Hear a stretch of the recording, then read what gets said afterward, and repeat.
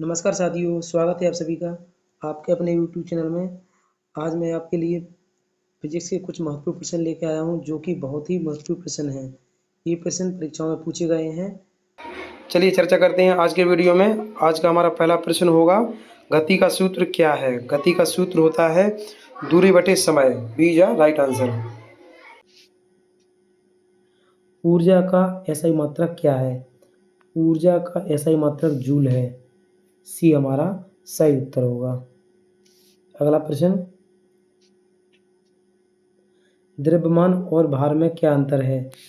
द्रव्यमान और भार में क्या अंतर है? तो भार गुरुत्वाकर्षण पर निर्भर करता है। बी हमारा सही उत्तर होगा। अगला प्रश्न, किसी वस्तु का घर्षण शक्ति किससे प्रभावित होती है? किसी वस्तु की घर्षण शक्ति उसकी सतह और भार पर निर्भर करता है। तो ये हमारा सही उत्तर होगा। अगला प्रश्न, विद्युत धारा का प्रतिरोध किसके समानुपाती होता है? विद्युत धारा का प्रतिरोध तार की लंबाई के समानुपाती होता है। बी हमारा सही आंसर होगा। अगला प्रश्न, पानी का क्वथनांक कितना होता है? पानी का क्वथनांक 100 डिग्री सेल्सियस होता है। बी हमारा सही आंसर होगा। अगला प्रश्न, धातु और अर्धधातु के बीच मुख्य अंतर क्या है? धातु और अर्धधातु के बीच मुख्य अंतर चालकता का होता है। ये हमारा सही आंसर होगा। अगला प्रश्न, प्रकाश की परावर्तन की घटना किसे कहते हैं? प्रकाश की परावर्तन की घटना प्रकाश का लौटना कहलाता है। ध्वनि की गति सबसे तेज किस माध्यम में होती है? ध्वनि की गति सबसे तेज ठोस माध्यम में होती है। सी हमारा सही उत्तर होगा। अगला प्रश्न, किसी तत्व का परमाणु संख्या क्या दर्शाती है? किसी तत्व की परमाणु संख्या उस तत्व की प्रोटॉनों की संख्या के बराबर होता है। ये हमारा सही उत्तर होगा। अगला प्रश्न, अम्लीयता मापने के लिए किसका उपयोग किया जाता है? अम्लीयता मापने के लिए पीएच पेपर का उपयोग करते हैं। सी हमारा सही आंसर होगा। अगला प्रश्न, न्यूटन का पहला नियम किसे कहते हैं? न्यूटन का पहला नियम जड़त्व का नियम कहलाता है। ये हमारा सही उत्तर होगा। अगला प्रश्न, किसी ठोस का घनत्व किससे मापा जाता है? किसी ठोस का घनत्व बराबर होता है द्रव्यमान बटे आयतन। ये हमारा सही उत्तर होगा, द्रव्यमान बटे आयतन। अगला प्रश्न, मिश्रण और यौगिक में क्या अंतर है? मिश्रण और यौगिक में रासायनिक बंध होता है। ये हमारा सही उत्तर होगा। अगला प्रश्न, पानी में नमक घुल जाने की प्रक्रिया किसे कहते हैं? पानी में नमक घुलने की प्रक्रिया विलयन कहलाती है। सी हमारा सही उत्तर होगा। अगला प्रश्न, लेंस की मुख्य विशेषता क्या है? लेंस की मुख्य विशेषता क्या है?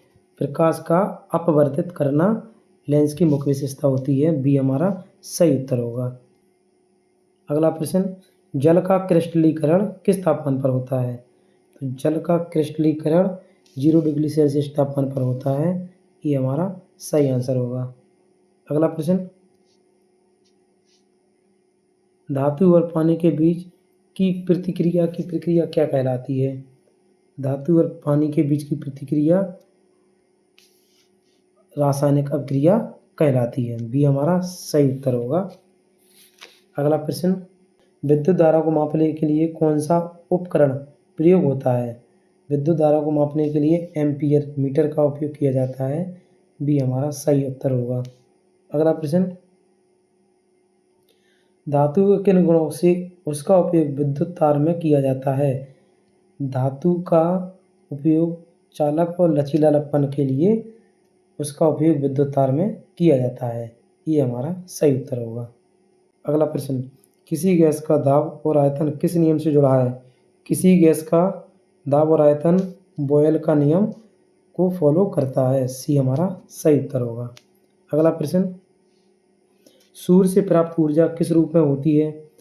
सूर्य से प्राप्त ऊर्जा ताप और प्रकाश के रूप में मिलती है। सी हमारा सही उत्तर होगा। साथियों, अगर आपको वीडियो अगर अच्छा लगे तो लाइक करिए, सब्सक्राइब करिए और अपने दोस्तों को भी शेयर करिए। आपके लाइक करने से हमें बहुत ही मोटिवेशन मिलता है। अगला प्रश्न, किसी धातु का गलनांक किससे प्रभावित होता है? किसी धातु का गलनांक उसकी आंतरिक संरचना और परमाणु बंध प्रभावित होते हैं। ये हमारा सही उत्तर होगा। अगला प्रश्न, ध्वनि का परावर्तन किसे कहते हैं? ध्वनि का परावर्तन गूंज, इको कहलाता है। ये हमारा सही उत्तर होगा। अगला प्रश्न, रासायनिक अपक्रिया में ऊर्जा का क्या होता है? रासायनिक अपक्रिया में ऊर्जा घट सकती है या बढ़ सकती है। बी हमारा सही उत्तर होगा। आज के लिए इतना ही। नमस्कार साथियों, मिलते हैं अगले वीडियो में। जय श्री राधे।